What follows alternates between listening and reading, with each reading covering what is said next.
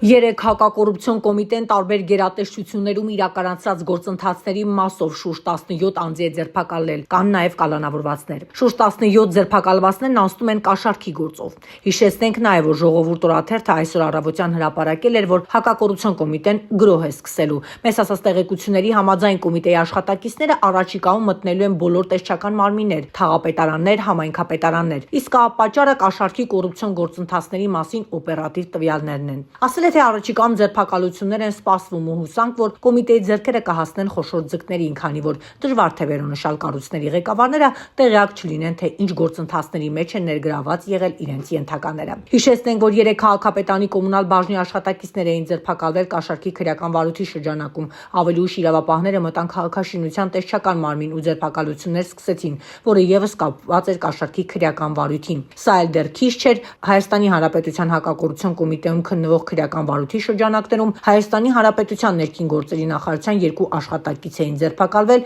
գնման գործընթացների վերաբերյալ կաշառք ստանալու մեղադրանքներով։ Երեկվա դրությամբ ձերբակալվածների թիվը հասնում է շուրջ 17 անձի։